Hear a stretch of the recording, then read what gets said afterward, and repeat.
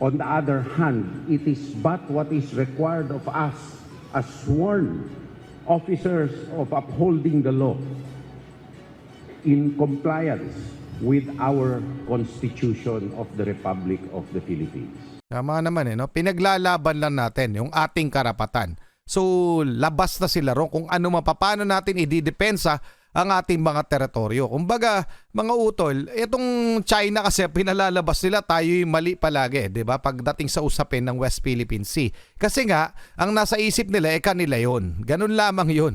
Kanila 'yon, tayo yung illegal na nandun. Ganun lang 'yon. So, tingnan na natin itong monster ship na pinadala ng China diyan sa ating katubigan, mga utol, mula ito sa Philippine Star Global.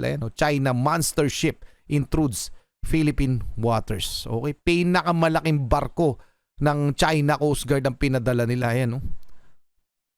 Okay, the world's largest Coast Guard ship. Okay, spotted near Panatag. Yung Panatag po ay sa Scarborough Shoal. Okay, China's biggest Coast Guard ship is in the vicinity of Panatag, Scarborough Shoal.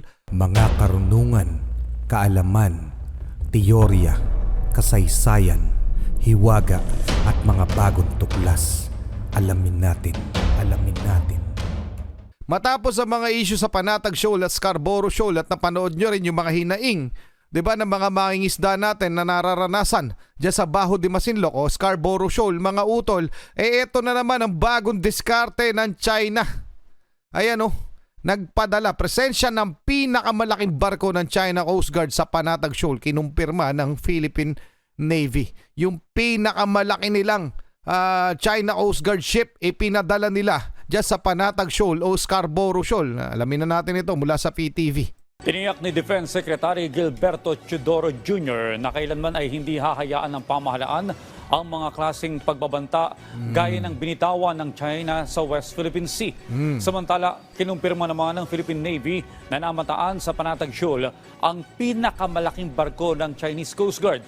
Si Ryan Lasike sa sentro ng balita. Grabe, no? Ayan, Ang China ang totoong nag-uudyok ng gulo sa West Philippine Sea. Ito ang diretsahang sinabi ni Defense Secretary Gilberto Teodoro Jr. sa kanyang mensahe kasabay sa ika-126 na taong anibersaryo ng Philippine Navy kung saan nagsilbi siyang guest of honor. Totoo naman, mga utol, no? Kabaliktaran yung sinasabi nilang tayo yung gumagawa ng gulo o nagpapalala ng issue dyan sa West Philippine Sea.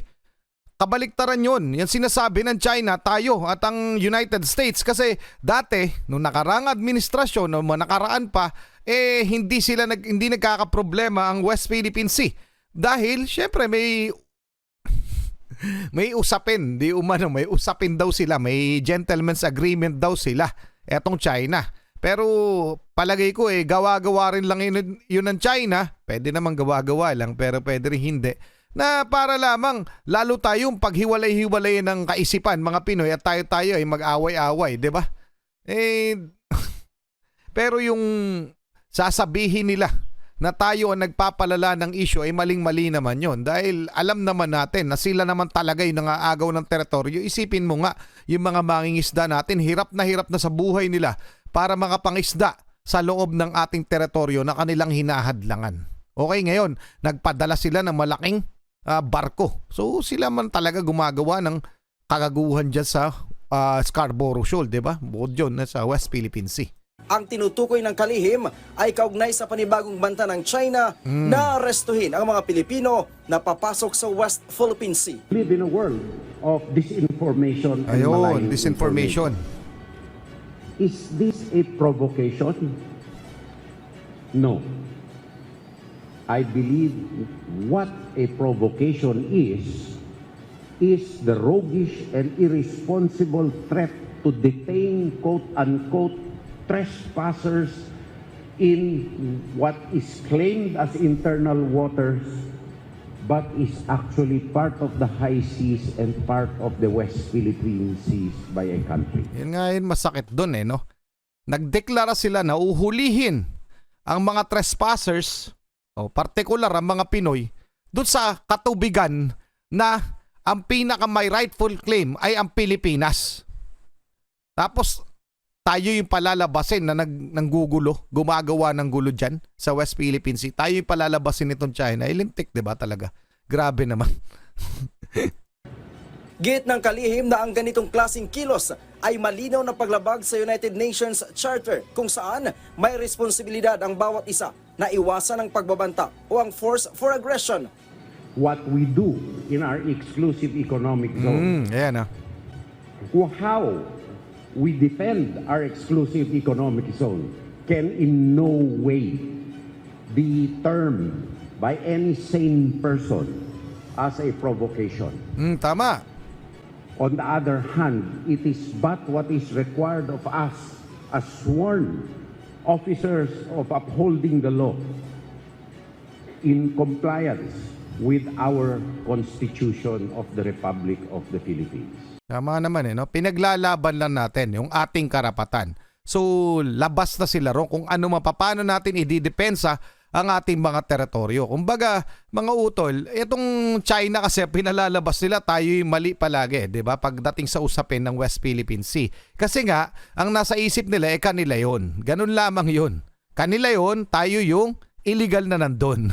Ganun lang 'yon. So, tingnan na natin itong monster ship na pinadala ng China diyan sa ating katubigan, mga utol, mula ito sa Philippine Star Global.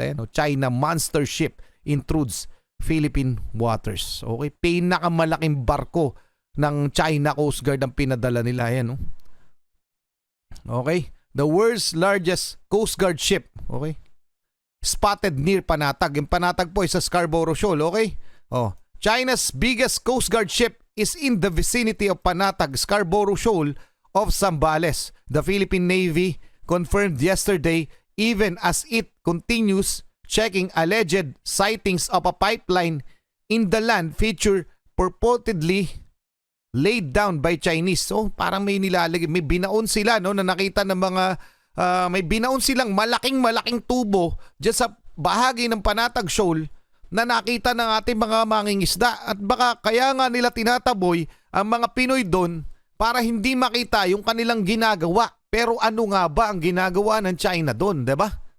Naglalagay sila ng tubo. Anong ginagawa nila? Nagsisimula na ba silang maghukay ng langis? Magsisimula ba silang magtayo ng infrastruktura? So hindi po natin alam kung ano man yung meaning ng paglalagay nila ng tubo na yun. Okay? Commodore Roy Vincent Trinidad, Philippine Navy spokesman for the West Philippine Sea, said the unnamed vessel was last sighted some 50 nautical miles from Panatag or Scarborough Shoal, also called Baho de Masinloc. So wag po kayo malilito ha. Tatlo po talaga tawag sa kanya: Panatag Shoal, Scarborough Shoal at Baho de Masinloc. At ang Chinese ay may iba pang tawag dito, mga utol.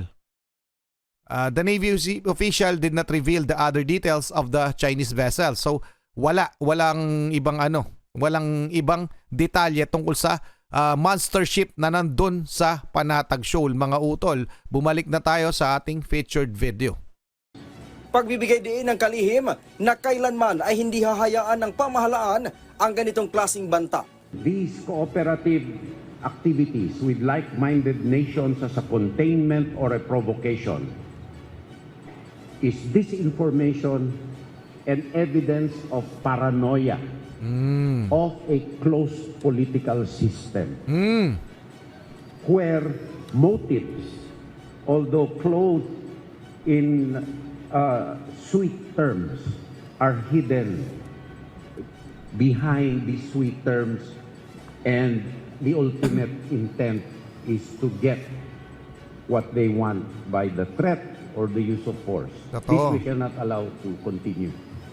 Kanina Teka lang, mga utol, paano kaya, ano kayang pwedeng gawin, no? Ano kayang, kasi hindi nila dinidiscuss, no, yung operational matters, no, yung operational details na napagpupulungan ng ating matataas na opisyal, kagaya ng ating Pangulo at ng Department of Defense.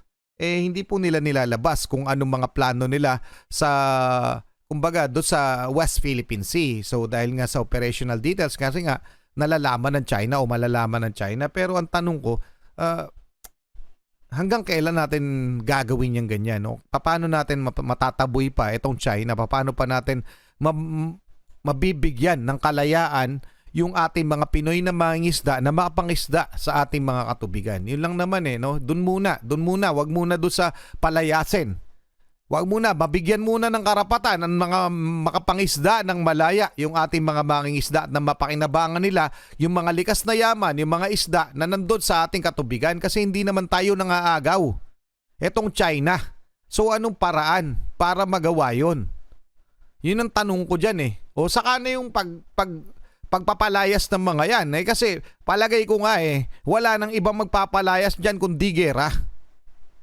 Diba mga utol, ayoko mag-ano ng gera pero parang wala nang choice ang Pilipinas Pero ang inaantay talaga natin sila yung mauna. So anong gusto nila sabihin sa mga mangingisda natin na takot na rin naman talaga dahil tinututukan daw silang barel, tinataboy, hinahagad ng mga rubber boats. Sino ba naman ang hindi matatakot para sa kanilang buhay? Tapos ngayon, ang bago na namang hirit ng China, ikukulong. I-detain pag nahuli ng ingisda doon. So, anong ikikilos ng ating gobyerno? Anong sagot? Anong tugon natin? O alam namin may ginagawa kayo pero ano? Kailangan ng mga Pinoy, mga kababayan natin mga ingisda yung yung hindi alanganin. Hindi mag-alangan tuwing lalaot sila, tuwing mangingisda sila. Alam nila na hindi mangyayari yung sinasabi ng China. Kailangan ng tawag doon, security. Okay. So anong gagawin? Anong gagawin ng ating Philippine Coast Guard, ng Philippine Navy, ng Department of Defense natin? Anong gagawin? Just sa ingay na yan ng China, doon sa sinasabi nila manghuhuli sila ng mga illegal trespassers doon. So ano magagawa nila para sa ating mga kababayan? 'Di ba? 'Yun ang tanong ko rin O kayo mga utol, ano masasabi nyo? Pa-comment na lang. Napakalaki ng barko, isipin mo 'yun, 'di ba? Inilagay nila doon. Ayan sabi ni Ray Powell, that actually an intrusive patrol is many things. It is certainly aggressive, it is certainly coercive, but believe it or not, it's actually not illegal under international law. So, the ship actually does have freedom of navigation. It is actually China's practice of blocking Philippine ships within its own economic zone. That would be illegal because they are impinging on the Philippines' freedom of navigation. Pero ang ano nga panakot nga yan ng China na nandun sila sa vicinity. So pag kayo, di ba isipin nyo sa international waters, pwede rin naman talagang may freedom of navigation. So pero pag kayo lumagpas dito, pag kayo umabot dito, kung ano pa man, huhulihin namin kayo. Ng fear ng mga mangingisda natin. So anong gagawin ng gobyerno natin, di ba? Yun ang tanong. Para proteksyonan ng ating mga mangingisda, mga utol. Kailangan ko yung inyong komento tungkol dito. Pa-comment na lang. Lintik talaga yung mga checkwa na yan. Hanggang kailan ba to? Pero hindi natin to tatantanan, mga utol. Para na ako. Well, anyway, hanggang doon lang muna. Maraming salamat sa inyo. Muli ako sa Target Achilles and behalf of the Real South Pie Production. Ako nagpapasalamat sa walang sawa niyo pagsuporta. Kayo mag-iingat, keep safe, God bless at saludo po sa inyo lahat. Maraming salamat po.